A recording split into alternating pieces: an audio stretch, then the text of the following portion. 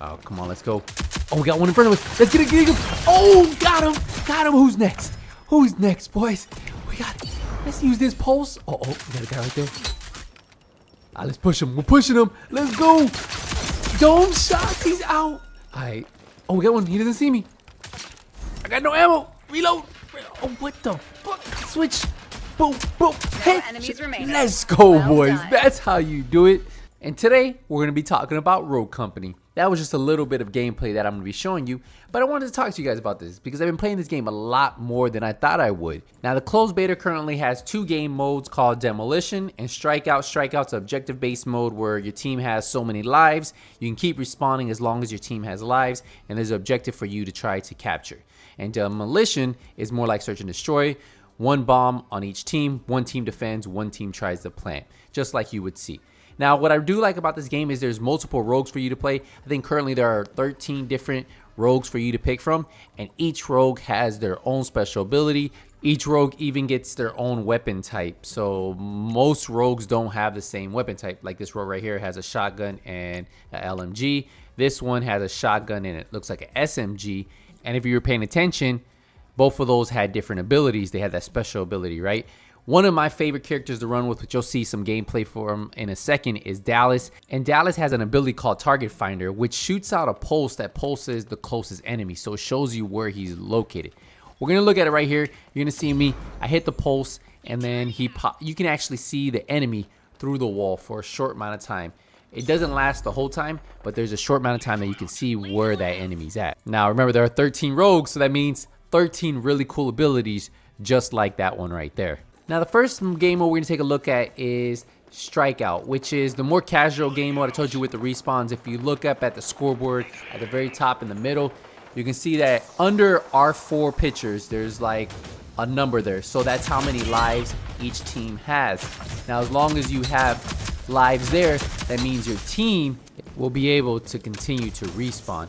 And once you're out of lives, the announcer will announce that your team is either out of lives or the enemies are out of lives. So that can kind of keep you in the zone for when you guys got to play a little bit more tactical.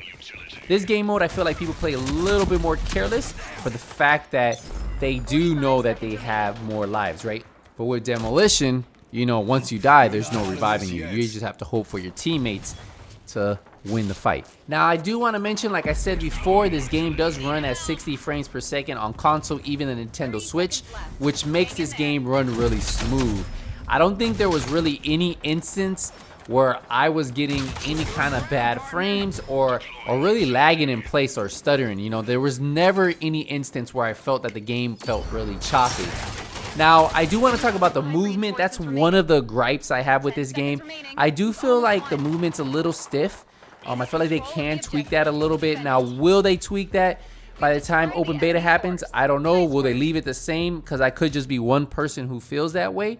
But I did feel that the movement feels a little bit stiff for a third person. And you guys know me, I love third person shooters. Now, I do love the menu system that they have. I feel that it works great with this game. You can either equip one of 2 primaries. You have a secondary, you have a melee. Now, you do have to buy all these, and then you do have 6 perks, and all perks do change per rogue. But as you continue to win games, you end up being able to unlock these by the time you get to the end of a game. Now, this right here is some Demolition gameplay. This is the gameplay that is like search and destroy. One team has the bomb, and then one team defends. The big difference between the two is you have 1 life and you never respawn on Demolition. You can respawn on Strikeout. Now, if you guys are wondering about controllers, keyboard, mouse, you can reprogram every single button in the game. It was pretty simple to do. I switched out a couple of my buttons on my controller. I switched them around to be more comparable to other games I played. Like, there's still a couple that I want to adjust, like the shoulder swap. I definitely want to swap that a little bit. But yeah, you can change out every single button, and I really like it. It's pretty simple. Their menu is simple to use, not hard at all, so it's user friendly. Now, there's a crouch button, there's a roll button, there's no prone button in this game, so you can either stand up straight, you can walk, you can sprint, you can crouch, and you can roll. And that is mainly how you dodge enemies' bullets, right? Rolling is probably going to be your best friend. There's no slide like you would have in something like Call of Duty. Now, I know some of you guys want to know about the cover system in this game. Well, there's nothing that locks you into cover like you would have in Gears of War or The Division if you play either one of those games, where you can lock into cover and shoot from cover. This game is more, you have to peek, you have to use left to right, your shoulder swap is going to be your best friend, and that's how you would use cover in this game right here. Now, some of you may ask, do weapons upgrade? Yes, weapons do upgrade. Now, to upgrade them, you have to get lots of kills in the game. So you need to get kills, you need to win rounds, and as you win rounds, you get kills, you get currency, and at the beginning of each round, you can continue to upgrade the weapon. So the game rewards you for playing well, right? It's a competitive match, and the better you do, the more money you get. That means you can upgrade your weapon for that game. Remember, it all resets. Every new game is a whole new game. You do not carry over your weapons to another game, so it's just for that game mode. One thing I did notice, and I don't know if it's because it's a closed beta, the random groups that I did play with, and I played it for a couple hours, I want to say there was probably like 1 or 2 other guys that were actually using mics. There wasn't a lot of people really communicating, so I don't know if the mics just weren't working or if people just weren't choosing to speak. I just don't know. Or they could have been in parties. But I want to say all the groups that I play with, there was probably maybe only 1 other guy at a time that ever had a mic. So I just don't know if that's more of a closed beta thing. And once we get to the open beta, more people will be playing, more people will be talking on the open mics, and then you'll be able to have more solid communication, because there really wasn't any communication on this. I was really just pinging enemies when enemies were around me, and that was really the only communication I had with my teammates, right? I couldn't even tell my teammates, hey, can you revive me? It was pretty much run and gun when I was random matchmaking. Now, if I play with any friends, that's a different story. But yeah, random matchmaking, hardly anybody was talking. So that might be the case when you guys start to play this game. Now, remember, this game is free to play. It's 100% free to play. Currently, they have the closed beta. Now, to get into the closed beta, you either needed to get a code from watching one of the drop parties, I believe. You can also buy the Founders Pack, which is $15, I want to say, or $10. I forget what it is.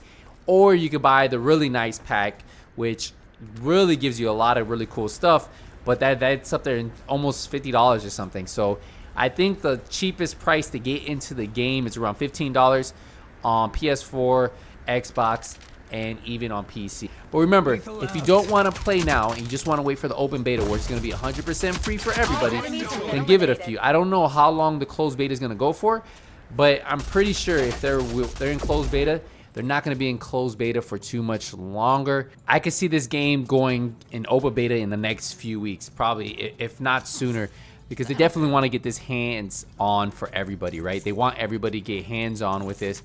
So I would say at least maybe 2 weeks. I would hope, because the more people you can get playing this game, the better it is for the game overall, right? Once they get their feedback from the closed beta, get this thing ready, locked and load, get in open beta, and let everybody start playing. But what do you guys think about this game so far, just watching the gameplay?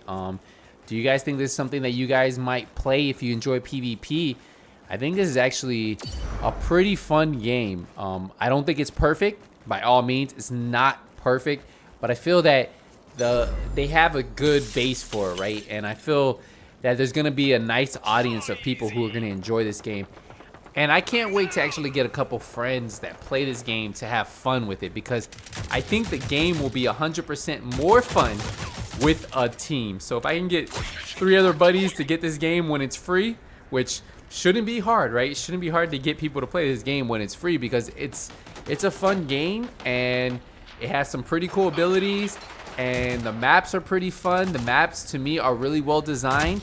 I really enjoyed the maps, and I just think overall, as a whole package, it's a good game. I still think that the movement should be tweaked a little bit, but besides that, like, I was having fun playing the game. I still need to work on my settings though, because my aim still isn't where it needs to be on this game. I need to tweak it a little bit to get it pinpoint, and I think once I can pinpoint that, I'll have more fun because I'll get more kills. We're gonna wrap this up here, guys. Let me know what you guys think about this game right here. Do you guys think it's a try? Do you think it's a pass? Let me know. I think it's something that all of you guys should try, and I think you guys will actually enjoy it. I'm gonna wrap up the video here. Thank you guys again. But I will see you guys in the next Rogue Company video. Nothing But Skills is out.